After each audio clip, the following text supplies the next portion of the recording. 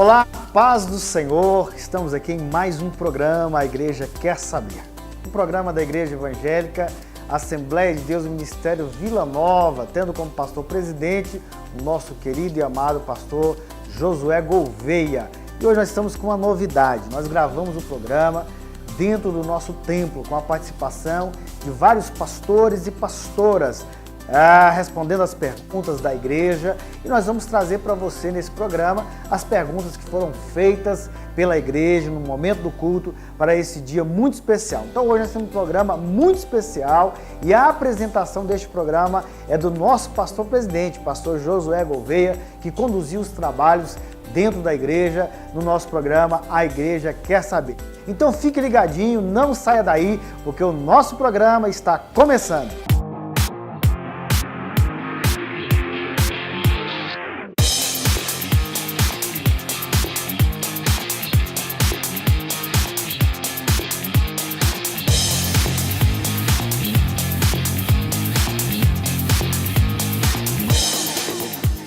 Igreja Assembleia de Deus, Ministério Vila Nova. Participe de nossos cultos. Segunda, às 19h45. Culto de oração. Terça, 19h30, culto da família. Quinta-feira, 19h30, culto da vitória. Domingo, às 9 da manhã. Escola Bíblica Dominical. Às 17h e às 18h45. Culto de louvor e adoração a Deus. Igreja Assembleia de Deus, Ministério Vila Nova. Pastor Presidente Josué Gouveia. Igreja Assembleia de Deus, Ministério Vila Nova. O início de uma nova vida. Sintergráfica, a gráfica do povo de Deus. Cartões de visita, panfletos, envelopes, capas para DVDs, CDs, sacolas, banners, folders, livros, revistas, cartazes e tudo o que sua igreja precisa em impressos gráficos. Venha fazer parte dessa família, a família Sintergráfica. 100% voltada para a obra de Deus. Ligue 62 93 59 12 19, 81 61 91 91 e 30 91 68 30.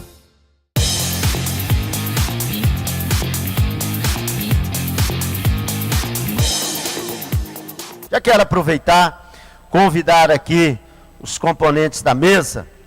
Quero já convidar aqui o pastor Carlos César, pastor Carlos César, convidar pastor Charles Melo, pastor Charles Melo, pastora Patrícia Melo, pastor Frank Mendonça, pastor Fabiano Reis e pastora Simone, serão esses aí que vão estar respondendo as perguntas. A pergunta aqui, irmão, tá facinho as primeiras, Pelo menos a primeira que chegou aqui. O que é galardão? Galardão é um tema que está na Bíblia. É uma proposta bíblica como uma espécie de recompensa. Paulo vai trabalhar bem essa ideia em 1 Coríntios, capítulo 3, onde ele fala de um edifício que está sendo edificado, que está sendo fundamentado, e esse edifício é a construção da nossa vida em Deus. E aqueles que constroem esse edifício com materiais perecíveis, eles não receberão galardões. Esses materiais perecíveis, como palha, feno, madeira, são aquelas obras feitas de forma baseado no eu, baseado na nossa maneira de pensar. Agora, aqueles materiais que são utilizados na construção, como ouro, pedra preciosa, como prata, são materiais que são duráveis, E esses materiais, eles servem para aludir aquelas obras feitas em Deus. Então, galardão nada mais é do que a nossa recompensa nele, pelo esforço, pelo trabalho, pela nossa fé. Paulo diz em 2 Coríntios 5,10, que todos nós devemos comparecer ante o tribunal de Cristo para receber dele aquilo que fizemos através dele. Existe a predestinação para a salvação? Paulo, ele esclarece muito bem a respeito disso, quando ele escreve lá em Romanos capítulo 9, ele vai falar sobre a questão da predestinação. Mas eu gosto de explicar sobre predestinação de um ponto de vista prático, né, para a gente poder entender. Acredito que toda a explicação bíblica, quando ela é prática, ela é bem entendível. Predestinação, nós podemos imaginar o seguinte: imaginamos que sai um ônibus lá do terminal do Padre Pelágio, todo mundo conhece, em direção ao terminal da Praça da Bíblia.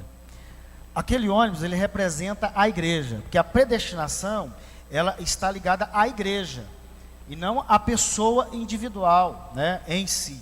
Então, esse ônibus vai sair de lá e o destino, aconteça o que acontecer, ele vai chegar na Praça da Bíblia, né? Então, isso é a igreja. Agora, as pessoas estão dentro deste ônibus. Elas saem lá do terminal Padre Pelágio, em direção ao Padre, vai descendo e entrando, né?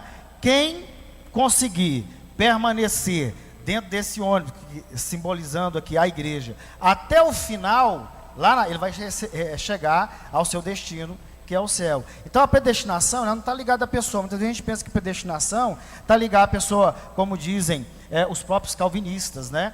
Você nasceu salvo ou não salvo. Na verdade não é isso. Nós recebemos a salvação de Jesus, é um dom gratuito, é um presente de Deus. Agora, o céu é tomado por esforço. Se nós permanecermos neste ônibus ou nesta igreja, a igreja do Senhor Jesus, até o final, nós chegaremos até a nossa recompensa, receber, inclusive o galardão, né, que o próprio Jesus diz em Mateus capítulo 5, que é o nosso esforço. Exultai-vos e alegrai, porque é grande o vosso galardão. Pois você tem que permanecer fiel até o final. Então a predestinação não está ligada a indivíduos, mas à igreja. Como surgiu a inveja no coração de Lúcifer? Esse é um assunto muito profundo que abrange um eterno passado que somente Deus conhece. Somente Deus estava presente com toda a sua criação e, através da sua onisciência, Deus sabe o momento em que aquele querubim ungido, aquele ser angelical belo, lindo, que ele havia feito perfeito, Deus sabe o exato momento em que ele se corrompeu.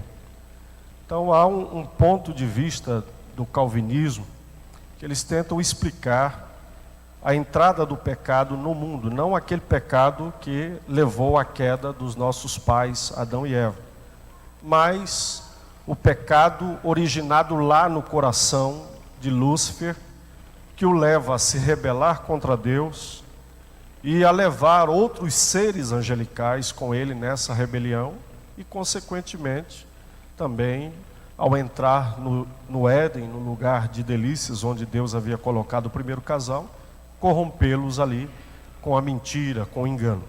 Então nós entendemos biblicamente que a inveja, o pecado, o desejo de ser como Deus, de estar acima de Deus ou rivalizar com Ele, nasceu no coração de Lúcifer, como já disse, mas num eterno passado que só Deus conhece. Porque Deus o havia feito perfeito, como todas as suas obras são perfeitas. Agora, ele por si só, ou por si mesmo, através daquele anseio, anelo de destronar Deus, ou de estar acima dele, então ele decide, conforme diz Isaías, conforme diz também Ezequiel, são duas referências importantes que nós temos na Bíblia falando sobre este ser angelical. Então a Bíblia mostra que toda a essência do mal se originou nele. E uma vez originado nele a inveja, o desejo de ser maior do que Deus e levar toda a criação a se rebelar, então isso mostra fatalmente que ele foi o precursor, né, da entrada do pecado no universo e consequentemente levando os nossos pais, Adão e Eva, ao pecado, e todos nós também recebendo a herança do pecado original. Então ela surgiu no coração de Lúcifer, um querubim ungido, um ser angelical perfeito, num eterno passado que somente Deus conhece. Se reconheço que maltratei alguém, posso ceiar sem pedir perdão? Essa questão é muito da sua consciência, porque a Bíblia diz, né? Se você tiver alguma coisa contra o seu irmão, então que você vai, conserta, para depois estar diante do Senhor. Ainda diz que Ele não aceita nem a nossa oferta, imagina a nossa adoração. Então a ceia é um momento onde você está reconhecendo o sacrifício de Jesus, tudo que Ele fez por você, e principalmente através do perdão, que nós fomos resgatados porque Ele nos perdoou. E como que nós vamos participar de um ato que fala de perdão, né? E nós não estamos com o nosso coração, porque se no momento da ceia nós lembramos de alguma coisa que nós fizemos contra alguém, é porque realmente você tem consciência que essa pessoa, né, que você ofendeu essa pessoa. Então a melhor coisa, mesmo que às vezes o perdão não é ter razão, é uma decisão. Então que vocês possam decidir no coração, né, ir até aquela pessoa, pedir perdão, para que você então possa cear conforme o que a palavra do Senhor está dizendo. Por que Deus não perdoou Lúcifer? Eu havia falado na primeira resposta que Deus fez tudo perfeito. Às vezes os homens procuram identificar o mal e transferir a culpa do pecado, de todo o mal, de todas as mazelas a Deus, por Ele ser o eterno Criador. Mas se você for pesquisar nas páginas da Bíblia, lendo a Bíblia, você vai ver que Deus é o eterno Criador, perfeito, justo, santo, amoroso, e a Bíblia diz que Ele fez tudo bom. E também você tem uma referência em Eclesiastes dizendo: eis aqui vem uma coisa que Deus fez aos homens retos, mas eles buscaram muitas invenções. Então ali mostra o desvio da conduta do caráter do ser humano. Então quando Deus fez todas as coisas, especialmente os seres angelicais e nós seres humanos, Ele nos dotou de inteligência e livre-arbítrio. Deus não nos criou autômatos para serem máquinas controladas pelo seu poder, para o adorá-lo de modo obrigado e forçado. Deus nos fez livres para amá-lo e honrá-lo de modo sábio, inteligente e livres também. Então, quando Deus fez os seres angelicais, os anjos, eles foram feitos como nós, livres, perfeitos, inteligentes. A decisão de sair do céu, de abandonar a sua primeira morada, foi de Lúcifer, juntamente com a terça parte dos anjos que o seguiram, conforme referência que nós temos em Apocalipse. Então, não se originou o mal em Deus. Deus não criou o mal. Ela nasceu através de uma inveja, de um desejo de alguém, um ser angelical, de ser maior do que Deus e de destroná-lo. Deus onisciente sabia disso? Sabia. E Ele permitiu. Por quê? Porque simplesmente Ele é bom, maravilhoso, e não quer que ninguém o sirva e o siga de forma forçada, obrigada, mas de forma agradecida e sincera e voluntária, de acordo com como está na sua palavra. Tem uma pergunta aqui, em Apocalipse 22:15, diz que os cães não herdarão o reino de Deus. O que quer dizer os cães? Esse texto diz aqui, ficarão de fora os cães e os feiticeiros, que prostituem, os homicidas, os idólatras, e qualquer que ama e comete a mentira. Vamos lá.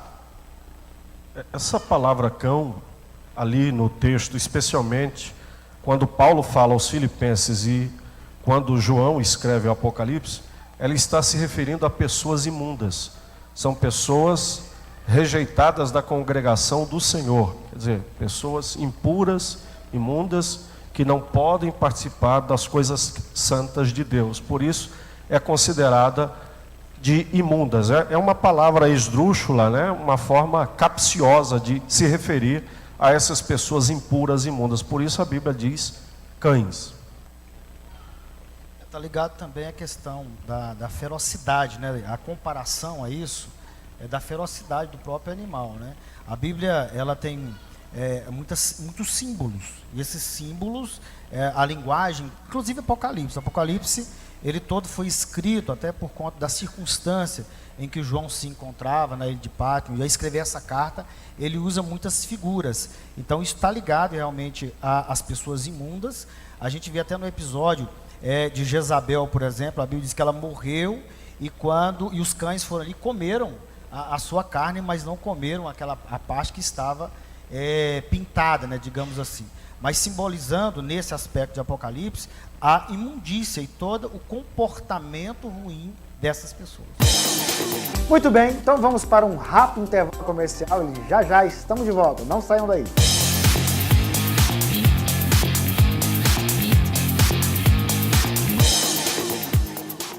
Espaço Maior, o melhor lugar para o seu evento. Lugar amplo e aconchegante. Aniversários, festas de casamentos, palestras empresariais, acampamentos escolares e religiosos. Temos também um campo society com grama natural para aquele futebolzinho com os amigos. Rua Curitiba, quadra 159, chácara 4243, Jardim Guanabara 1. Contatos 981 17 88 54 ou 991 47 77 83. Estamos esperando por você.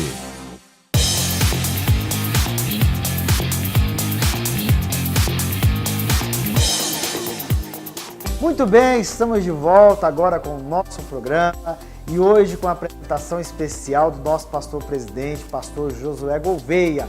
E na mesa, respondendo as perguntas, está o pastor Carlos César, que já esteve conosco em nosso programa, o pastor Charles Melo, o pastor Frank Mendonça, a pastora Patrícia Melo e a pastora Simone, esposa do nosso pastor presidente.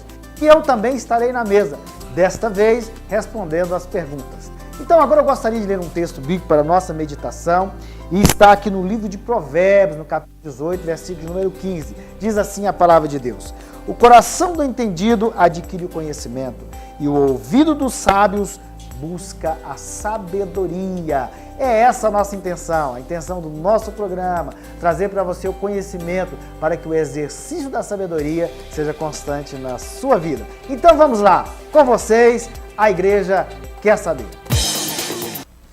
Vamos lá. Como devo fazer um jejum? Coisas que anulam o jejum? Explique, jejum parcial ou total? Bom, quanto ao jejum, parcial, total, integral, isso vai muito da pessoa, né? Vai muito do sacrifício pessoal, individual da pessoa. Dizer que esse jejum integral ou total seja da meia-noite até 18 horas ou do amanhecer até as 18 horas, isso é muito relativo com relação à nossa cultura. O importante e para mim é mais uma questão pastoral e não teológica, não tão teológica, mas todo jejum que você faz, para mim ele é total. Porque mesmo não sendo praticado da mesma forma que o pastor Carlos, por exemplo, que o pastor Cleison, por exemplo, que o pastor Fabiano, para mim, ele é o meu sacrifício total. Ele é o meu sacrifício total. Dizer, eu vou ficar sem comer, sem beber, vou ficar sem ver televisão, vou ficar sem cozinhar. Para mim, isto é integral, por conta das minhas condições fisiológicas, psicológicas, condições de tempo. Uma outra pessoa diz, eu vou fazer um jejum e vou ficar sem me alimentar, mas vou beber água porque sofro de algum problema renal. Para mim, que estou com um problema renal e vou tomar água, isto é integral. Isto é integral. A integralidade, ela está muito ligada com relação a aquilo que a pessoa tem condições de fazer e não um projeto que se coloca, ou um estabelecimento que se coloca para uma pessoa. Houve a segunda parte da pergunta, é o que anula o jejum, né? E Isaías 58, eu gosto de ler esse texto, porque lá em Isaías, o próprio Deus, através do profeta, fala assim, olha, vocês chamam de jejum aquilo que vocês fazem, né? Quando vocês jejuam para os seus próprios deleites, para demonstrar isso para as pessoas, para que vocês ganhem coisas. E o próprio Deus, através de Isaías, fala assim, o jejum que eu agrado é aquele jejum que quebra as ligaduras do diabo, né? É aquele que vai levar pão ao faminto, ou seja, aquele que vai mudar a minha vida, a minha conduta e a minha maneira de ser. O que anula o meu jejum? Tudo aquilo que vai agradar a mim mesmo, vai satisfazer o meu próprio desejo, a minha própria vontade. Há pessoas que jejuam até por coisas que não deveriam jejuar. Isso Deus não recebe, né? Então isso anularia o jejum. Mas o jejum que vai mudar a minha vida, que vai quebrar as ligaduras do diabo, que vai dar pão ao faminto, que vai mudar a história de alguém, esse é o jejum que Deus se agrada. E uma crendice, pastor, que existe muito, é que o jejum muda Deus. Que o jejum faz Deus levantar do seu trono. O jejum amolece o coração de Deus, quebranta o coração de Deus, faz Deus se inclinar para nós, abrir os seus ouvidos. E isso tudo, na verdade, isto é uma crendice, não parte por essa conotação. O jejum não é para Deus. O jejum, na verdade, o jejum não move Deus, ou não quebranta Deus. Aliás, Deus, ele já está com os ouvidos abertos, já está com a mão estendida, o céu já está aberto, as bênçãos já foram postas. Agora o jejum, ele faz bem para a minha natureza, para o meu temperamento, para a minha vida. Então, melhorando a minha vida, é óbvio que nós, como criatura, vivemos uma vida de relação com Deus. Melhorando a minha vida, melhora também a minha relação com Deus. Então, o jejum não muda Deus, muda as nossas próprias vidas. Sou casado com uma mulher divorciada. Estou em pecado? A gente precisa entender, e é uma coisa que eu tenho pensado muito nesses últimos dias, que nas nossas igrejas, nós temos várias modalidades de famílias, né? Se nós olharmos por esse ponto. Se nós olharmos pelo ponto bíblico, a Bíblia é contra o divórcio. Isso não tem o que se questionar. A Bíblia diz que o divórcio só foi concedido à igreja por causa da dureza do coração do homem. A Bíblia quem diz isso, não somos nós que falamos, a Bíblia fala. Então, o divórcio, ele entrou como uma válvula de escape. O divórcio não é o plano original de Deus, mas é a válvula de escape, né?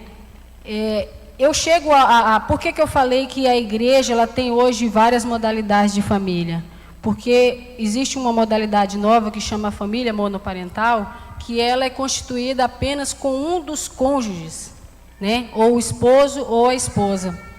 E a igreja precisa entender isso e precisa se adequar, não que vai ferir os princípios bíblicos, mas dentro dessa temática bíblica, dentro daquilo que a Bíblia nos orienta, né? E nós também passarmos a orientação para os nossos irmãos.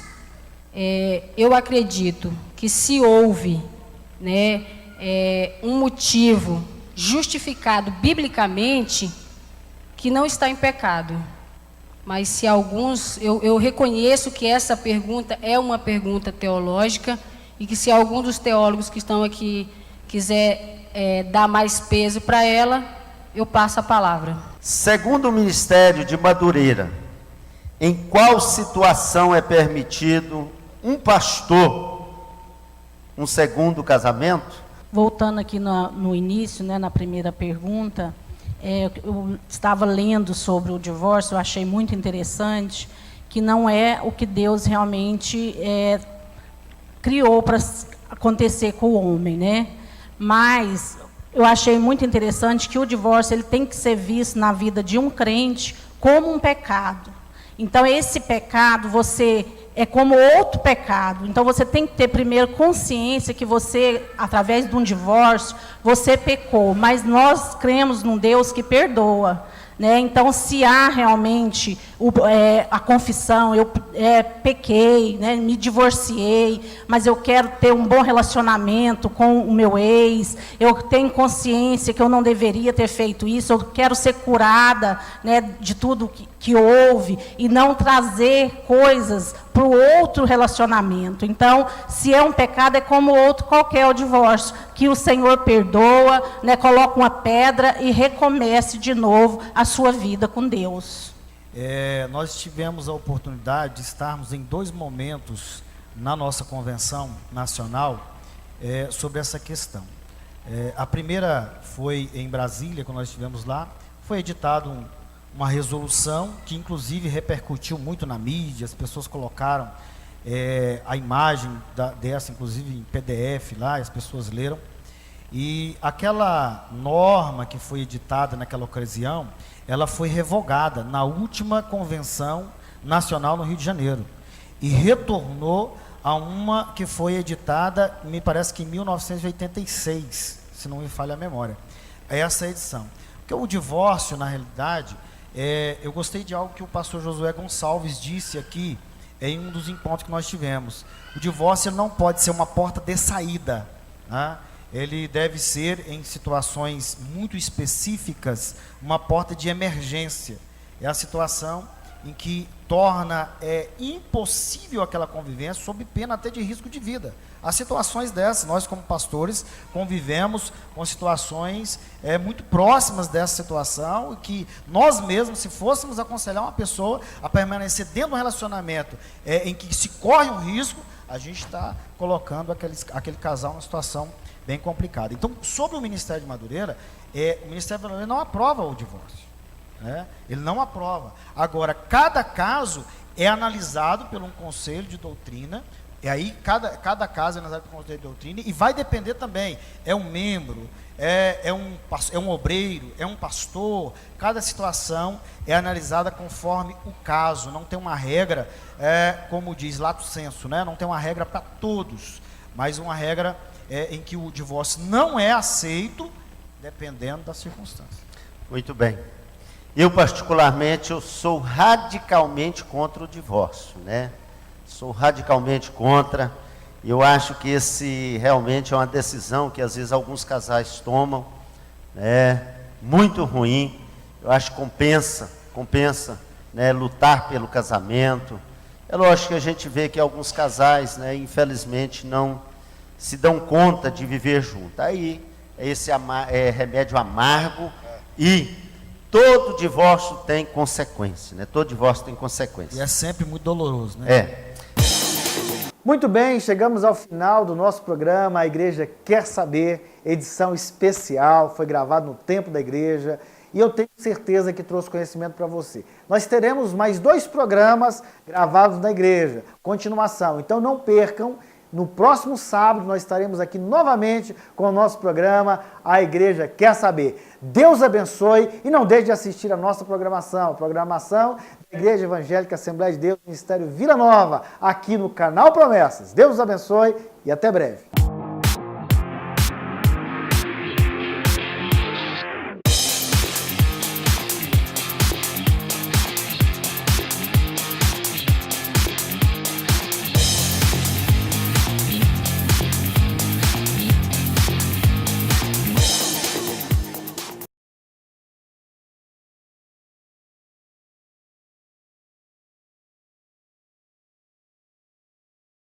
Estamos aqui na Mail Multimarcas, na Avenida 85, esquina Catemedor, no setor Bueno, em frente ao Campo do Goiás. Compra, troca, financiamento, consignação, é com a Mail Multimarcas. Você quer vender seu veículo, ano de 2010 acima, nós compramos o seu veículo e pagamos à vista. Traga o seu veículo fazer avaliação ou vendemos seu carro em consignação. A Mail Multimarcas oferece para você grandes ofertas. Acesse nosso site, mailmultimarcas.com.br, e veja nossa oferta. A Mail Multimarcas está aqui na Avenida 85, esquina Catemedor, no setor Bueno, em frente ao Campo do Goiás. Mail Multimarcas, a garantia melhor negócio.